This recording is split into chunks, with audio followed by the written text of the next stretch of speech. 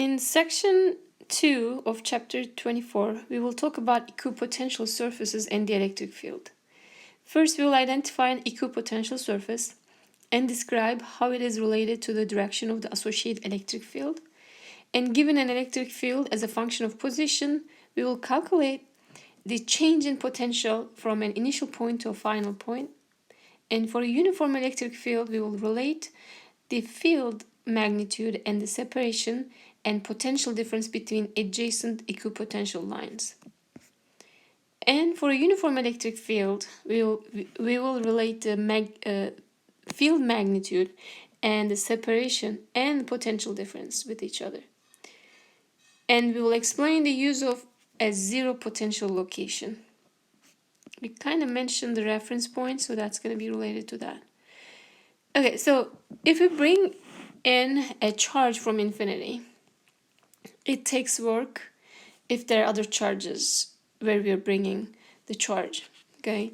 But in general, it will take work if we do that. So to be able to bring the charge from infinity, so what we're going to do is we're going to put the charges in the infinity, and we will bring them one by one when we find the energy of the system, some sort of arrangement, okay, of the charges. And so when you bring each charge, you will do work to be able to bring them, and so that's what the statement is about. And the surface on which this work is the same is called an equipotential or equal potential surface. And moving the charge along equipotential surface takes no work. So the second one I want to explain actually, it's from if you bring the charge from infinity to the same potential, it tells you that it does the same amount of work. Okay, from infinity to a certain potential, and equipotential surfaces have the same potential, so it means that you're bringing the point, it has the same potential. Then it tells you that you will need to do a same amount of work, or whatever the applied force is, it will do the same amount of work. And moving the charge along the equipotential surface is not gonna take any work because you're not changing the potential. Okay, it's the same potential.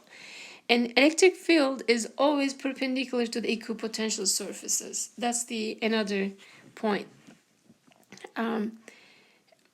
Electric field and equipotential surfaces are, as we will see from some of the pictures, they're always perpendicular to each other, and it's going to be important feature to figure things out. Okay, so here is an equipotential surfaces example. Just trying to put it in the middle. Okay, so let's investigate what this tells us. There are several pathways. You can see 1, 2, 3, and 4, and there are 4 equipotential surfaces from V1 to V4.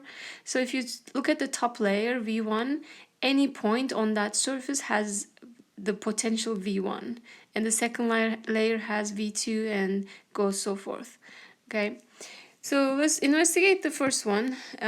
So we are in point 1, and not point, the path. Okay, so you go from this point and then to this point. Since the pathway, or the initial and the final points, are on the same equipotential surface V1, that's why there's no work done. Okay.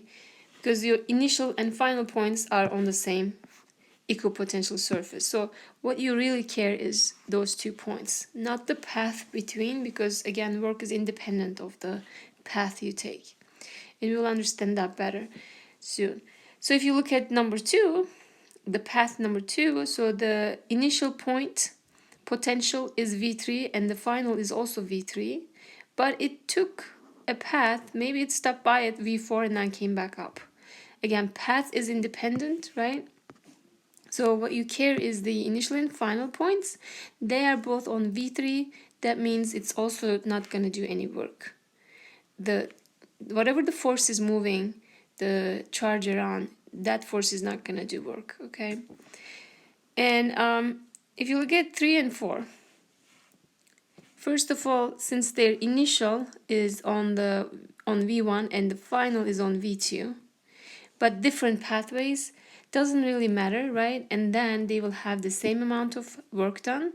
But since initial and finals are not on the same equipotential surface, then there will be work done, but they are equal.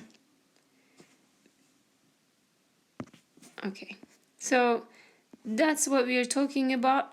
And here are some examples of equipotential surfaces, more examples. So those dashed lines you see, they are the kind of the cross sections of the equipotential surface. Again, it's a surface, it's not a line.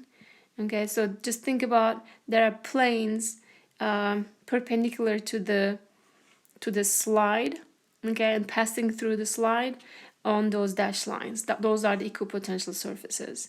So in the first example, we have electric field, as you can see from left to right, uniform, same spacing, the direction is also shown. That's the electric field line.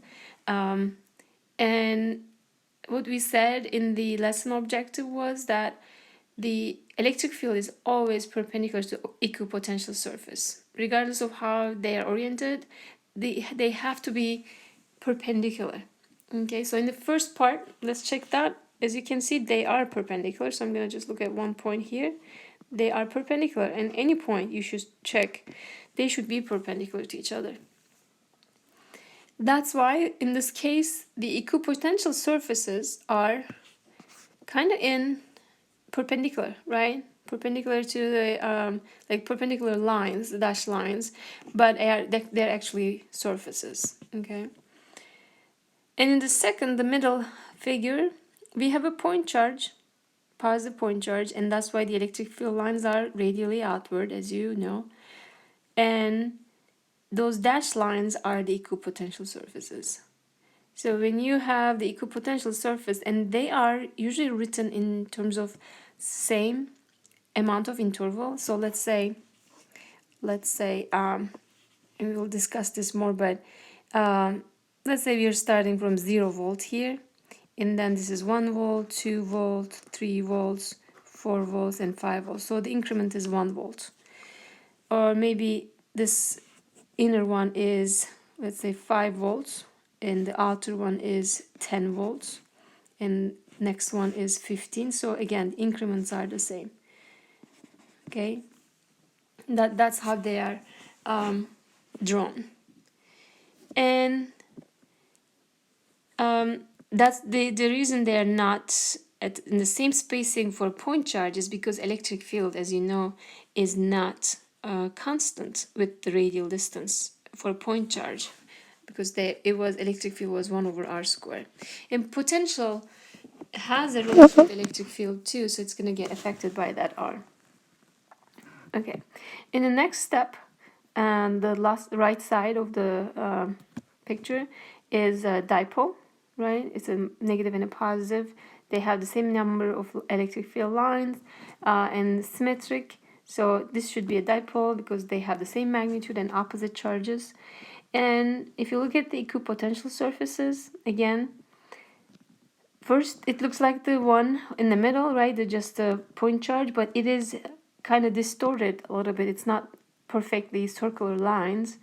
And another important thing that you see is, like, you see that line in the middle? Again, every time electric field is perpendicular to the equipotential surfaces, everywhere you look, okay? That's what you should see.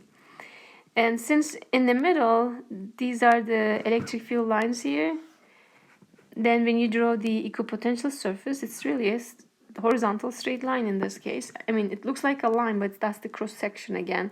It is a surface. So there is a surface passing through this kind of vertical to the slide, as you can see.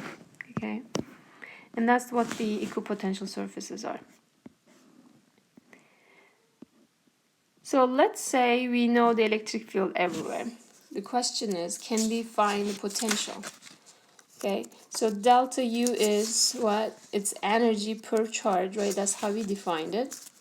And now energy, the change in potential energy is the same thing as the work done and by the electric field. So we have a negative sign for that.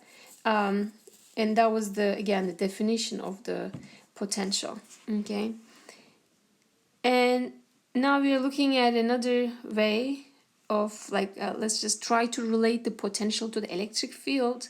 So what I need to use is I need to write this work done in terms of the force, and now force is the electric force and it's due to the electric field, so I can get to the electric field that way.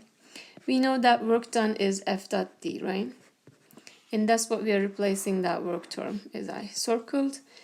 Just substitute that with F dot D. Next is the equation between electric field and the electric force or electrostatic force. So this time we are substituting F with QE, as you can see it in the equation. And the rest is the same, so we still have D over Q multiplied, but there's a dot product. So what are the vectors? Vectors are E and D, and Q are gonna go away, right? They cancel out. So what you end up with is delta V is equal to negative E dot D. And what is delta V? It is final minus initial.